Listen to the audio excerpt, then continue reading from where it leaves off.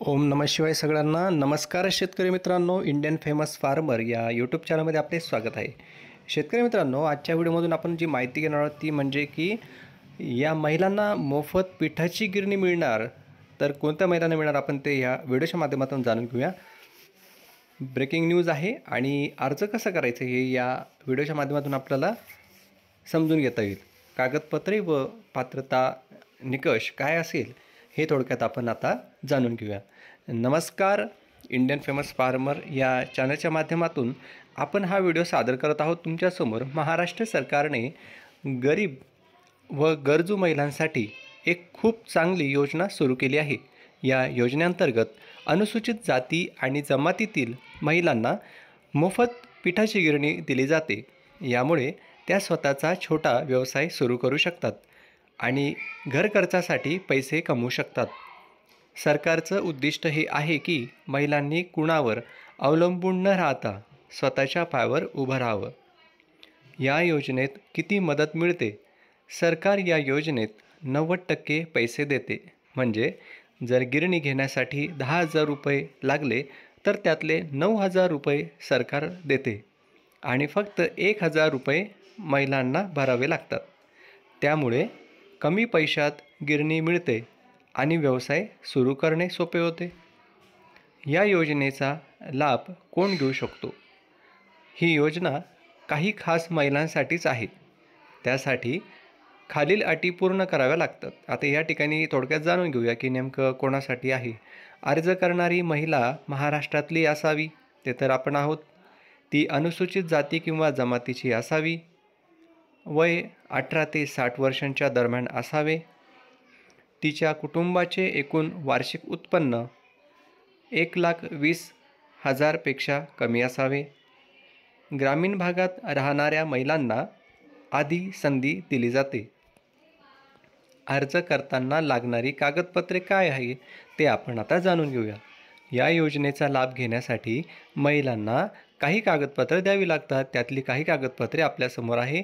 Number 1 आहे आधार card, जे की सर्वांजवळ आहेच.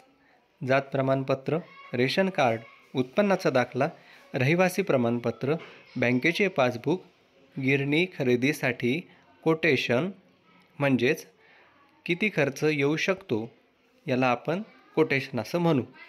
गिरणी किती रुपयांना मिळणार आहे ते लिहिलेला कागद.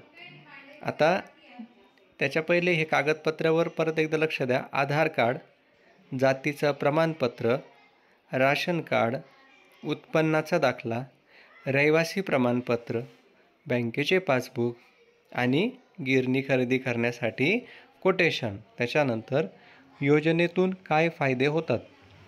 गिरणी मिळाल्यावर महिला घराजवळ पीठ दळण्याचा व्यवसाय सुरू करू शकतात.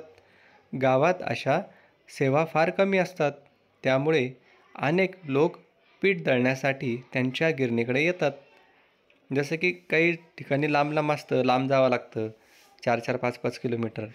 तर ते तुम्ही तुमच्या आजूबाजूच्या गावाजवळचे लोकंसुद्धा तुमच्याकडे येऊ शकतील जवळपासचे.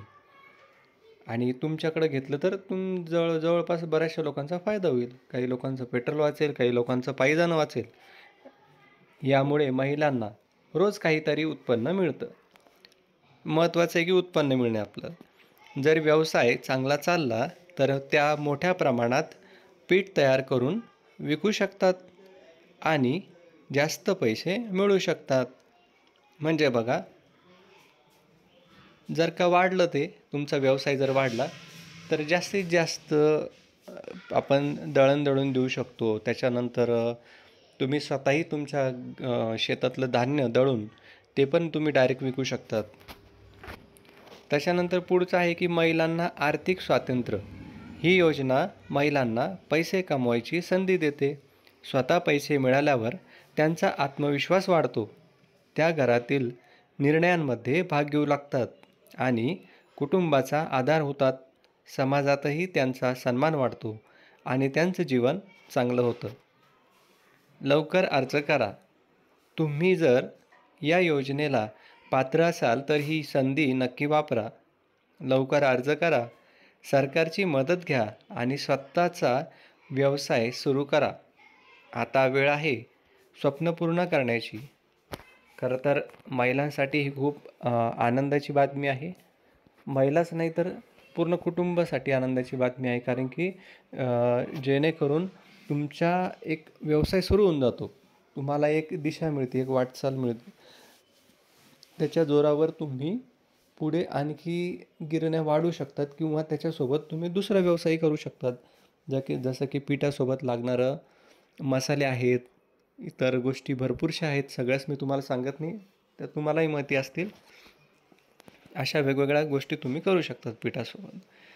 चला तर तुमचा जास्त वेळ न घेता व्हिडिओ इथंच थांबूया. भेटू लवकरच पुढच्या व्हिडिओमध्ये. तोपर्यंत धन्यवाद. आणि जर चॅनलवर नवीन असाल तर सबस्क्राईब करायला विसरू नका.